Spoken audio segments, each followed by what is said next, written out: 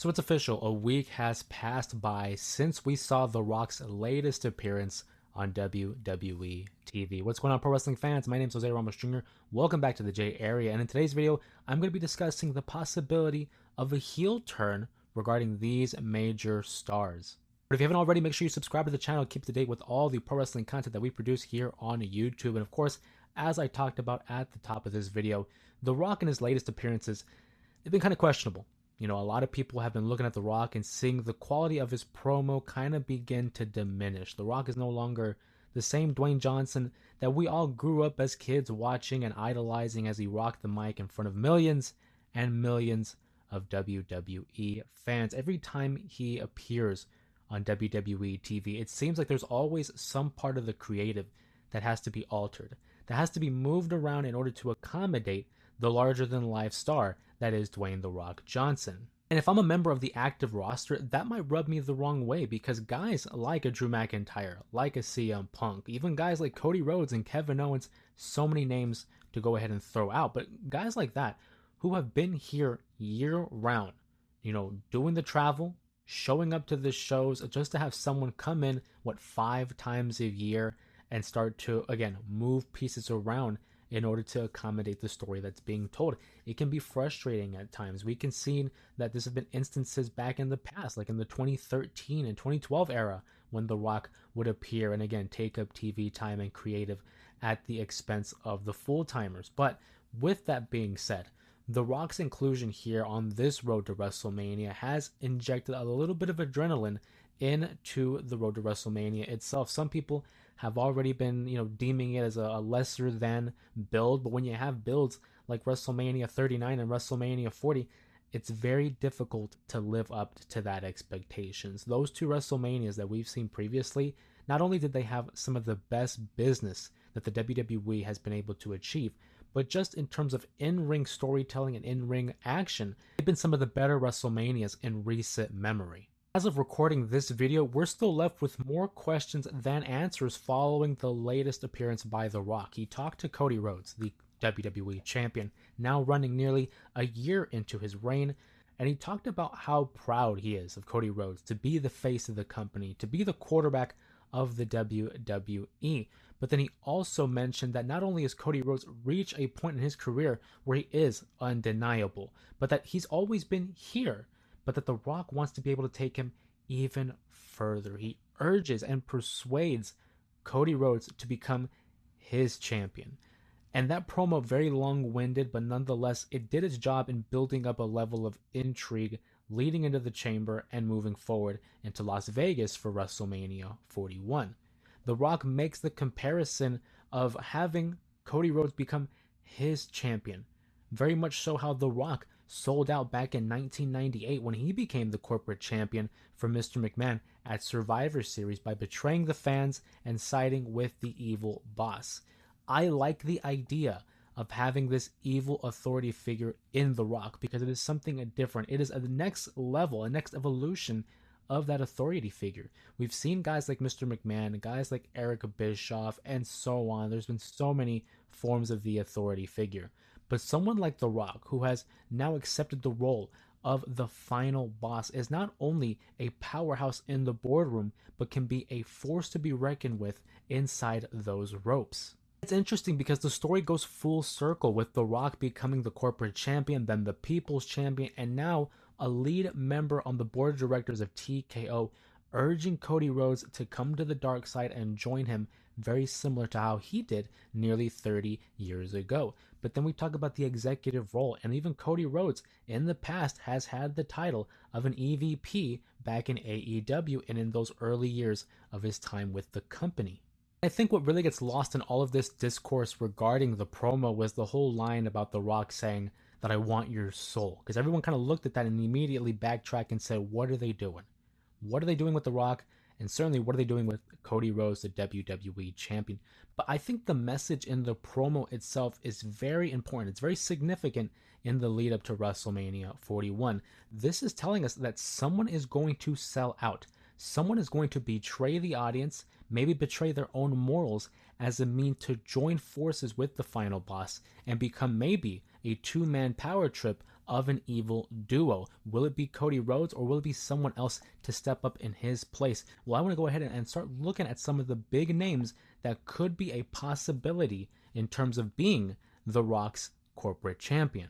Obviously, we'll start with the first candidate being Cody Rhodes, the reigning and defending WWE champion for nearly a year now following his victory at WrestleMania 40, defeating the OTC Roman Reigns. In this year of the title reign for Cody Rhodes, we've seen him lose many friendships and even maybe lack a bit of confidence in himself. That questionable ability in Cody Rhodes to see whether or not he is the champion that was worthy to defeat Roman Reigns could build up a level of insecurity that could lead him by the side of The Rock, saying, you know what, maybe you are right. Maybe what's best for me, what's best for business, is to join forces with arguably the most powerful man in all of pro wrestling and maybe sports and entertainment. Certainly the most influential in The Rock. But maybe in the terms of a business decision, this will not only benefit myself, it'll benefit my family, and more likely the business itself. Cody Rhodes could go back to being a heel. And let me tell you something. Cody Rhodes as a heel is fantastic. That arrogant, sly version of Cody Rhodes that we saw step away from the WWE and how he performed in New Japan, in Ring of Honor, even the little hints that we saw in All Elite Wrestling. It is very enticing to see that next step for the American Nightmare. You can change up the presentation, the demeanor, but the one thing you probably won't change is who Cody is at his heart. He comes out in this suit. He talks about the history of the business, talks about his family. You can use that and weaponize it against the WWE audience, demonstrating how he feels that he is truly among the elite in pro wrestling, why his family was always destined for something, and that many people outside of the business clamored to the story because they couldn't achieve anything of substance like he could. The story writes itself, and it's something I think the WWE will explore, just not yet. I don't think we're going to turn Cody Rhodes heel. I don't think it's the move. You know, he's only been the champion for less than a year. I think we still have a lot more stories, a lot more equitability with Cody Rhodes and in this babyface run. I do think we see him as a heel later down the road, but at least not for now. I think we want to try to get as much as we can with Cody being the top babyface. It's been quite some time since we've seen a top babyface as genuine as Cody Rhodes, especially someone who's not as divisive. I mean, when Roman Reigns and John Cena were on top, very polarizing figures where half of the audience was against them and the other half of them supported them. But with Cody Rhodes, it appears that universally he is praised and loved by the majority, at least, of pro wrestling fans. We want to see him continue to succeed, not only for himself, but for his family's legacy. Cody Rhodes surely is meant to be at the top in the WWE. In terms of a bad guy, maybe down the road, just not yet. You got a lot more merch to sell. Let's be real.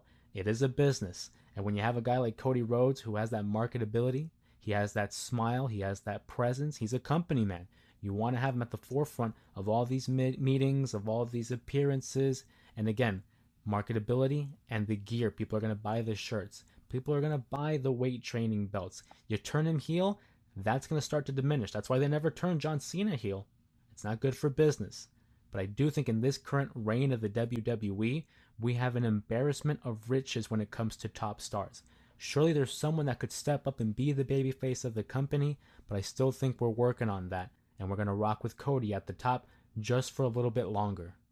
So the common theme with Cody Rhodes is that we still have time. We still have time to see Cody run into the sunset with the World Championship, having this top tier babyface run until inevitably a fall from grace that leads to a heel turn. But you know what? Who doesn't have time? That's John Cena.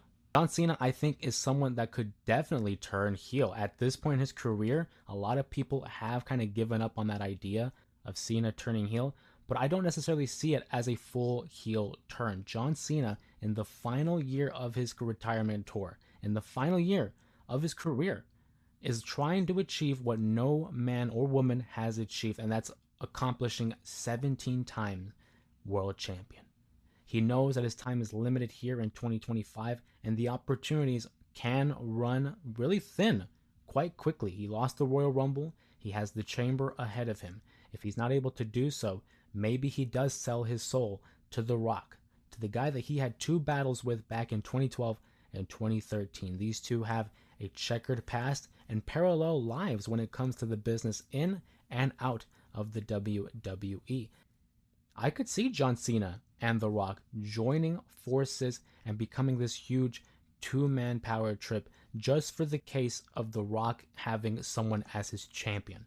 It's John Cena, the face of the company for over 15 years, knows what it means to be the champion, was the company guy. It makes sense to me. It's just a matter of, do they pull the trigger on that story? It would be very interesting to see Cody Rhodes as the clean babyface against the predecessor, John Cena, an aging veteran who realizes that his time is up and that he needs to do anything and everything to ensure that he is back on top of the mountain. We saw in the press conference following the Royal Rumble event where John Cena announced, I'm going to be a part of the Elimination Chamber, and that he believed that him winning the World Championship, him being at the main event of WrestleMania, is good for business. We don't really hear John Cena talking that way. He's always talking about how he wants to ensure that the next wave of talent is ready, being able to put the company, put the business in a better place than when he found it. He's a company guy. So to hear him speak about himself and talking about it being best for business for him to be on top,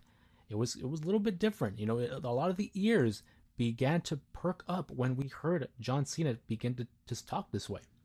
Could it happen? Honestly, anything is possible at this point in the WWE, and with the plans still not being concrete, at least not in the eyes of the average fan, anything is possible. Another name that I think is very possible in terms of turning on the crowd and becoming a corporate champion is CM Punk. CM Punk, very similar to John Cena, whose time is very limited in the WWE due to the aging of their careers. He wants to main event WrestleMania. He recognizes this could be one of his last opportunities to do so. We know that he has that favor with Paul Heyman.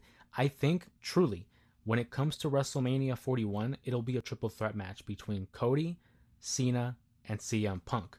The only difference is whoever wins this chamber gets that guaranteed match at Mania. And the loser, I think, goes over to The Rock, becomes the corporate champion, and tries to meddle in the whole title scene. Whether Cena wins or CM Punk wins, I think either one of those guys is going to find a way to get back into the title hunt. But as for CM Punk in his case, CM Punk is literally in the same position that he was 10 years ago, except on the flip side. CM Punk was on top of the world. He was the world champion for 434 days, putting on some of the best matches, having some of the most memorable programs at that time. He was the top guy in the WWE. I know a lot of people are going to say John Cena was, but for a big chunk of the audience, we were tuning in for CM Punk and his WWE Championship reign. While John Cena was fighting the likes of The Big Show and John Laurinaitis, CM Punk was having great matches against Chris Jericho and Daniel Bryan. CM Punk is at this point in his career recognizing, I don't have many options left. If he doesn't win the chamber, he could go to The Rock and say, you know what? I misjudged you. 10 years ago, I was the champion, and you came in and you took that title away, and people vilified you for it because you were a part-timer. I vilified you because you were a part-timer. And although CM Punk is not necessarily a part-timer at this rate in his career, he can recognize that I'm getting older, that these young guns over here, they're the ones running circles around all of us, and this could be my last chance. I'm willing to sell my soul to you in order to get this championship match of mine. If I need to become your corporate champion to say that I am still the best in the world, then so be it. And you could even introduce the favor of Paul Heyman. Paul Heyman, who has close ties to The Rock because of the relationship in the bloodline. His favor to Paul Heyman, get me a meeting with The Rock. Get me a meeting with one of the leaders in the TKO boardroom. And let's discuss business. And get me in the championship match at WrestleMania 41. It's a possibility. Like I said, with John Cena, at this rate, anything is possible. And we talk about CM Punk, and how could we not mention his nemesis, his arch nemesis, from what I think, and a lot of people I think would agree, was rivalry of the year in the WWE, and that's Drew McIntyre. Drew McIntyre, I think, is a dark horse in this case for the Elimination Chamber, as well as being the corporate champion for The Rock. Him and he being Drew McIntyre, and The Rock, they have similar ideologies when it comes to their approach to the business. You want to be able to honor the business. You want to be able to provide some of the best, the quality of product to the fans. And Drew McIntyre was WWE champion during a time in the Thunderdome where there were no fans. He still hasn't had that proper championship reign. He did win at WrestleMania 40, but because of his arrogance, because of his obsession with CM Punk, that cost him losing the title after Damian Priest, of course, would cash in. And not a lot of people remember that title reign because it was so brief, because Damian had cashed in, but also because Cody Rhodes was the talk of the town when it came to him winning the main event of WrestleMania 40. But Drew McIntyre is at this point where he's trying to not only better himself, but get rid of the Bloodline saga, right? Cody Rhodes is one of the last remnants of that saga because he is so closely attached to the Bloodline, whether it was his feud with Solo Sikoa and Roman Reigns or his close friendship with the likes of Jey Uso and Sami Zayn. So therefore, by association, Drew McIntyre is trying to get rid of the Bloodline. Now, some people may ask the question, if he's trying to get rid of the Bloodline, then why is he teaming with The Rock? Well, you see, for Drew McIntyre, it's all about business. And he's willing to put that aside for a guy like The Rock, who was basically an idol of his, anybody really, at that point in the business. And he's a member of the board who has the control. He can be The Rock's corporate champion because in his mind, he should have already been that. Back in 2020, when there were no fans, Drew McIntyre was the face of the league. He was the face of the company. He was the top dog because there was no Roman. CM Punk wasn't there. Cody Rhodes was still in All Elite Wrestling. Drew McIntyre is one of the consistent remnants of that far gone era.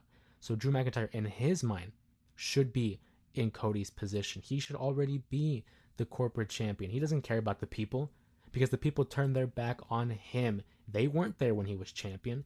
And during his feud with CM Punk, they still aligned themselves with CM Punk, who Drew McIntyre was trying to tell everybody that he's a fraud, that he's fake, he doesn't care. So now in return, Drew says, I don't care about you anymore. I want to be the world champion, not for you, but in spite of you. And I think Drew McIntyre, a dark horse to win the chamber and a dark horse to become The Rock's champion. But I want to hear from you guys in the comments. Make sure you comment down below. Who do you think will be The Rock's corporate champion? Who do you think will sell their soul to the former People's Champion? And if you like this video, make sure to give it a thumbs up and also subscribe to stay up to date with all the pro wrestling content that we produce here on YouTube. Of course, my name is Jose Ramos Jr. Thank you again for joining me in today's video, and we will see you in the next one.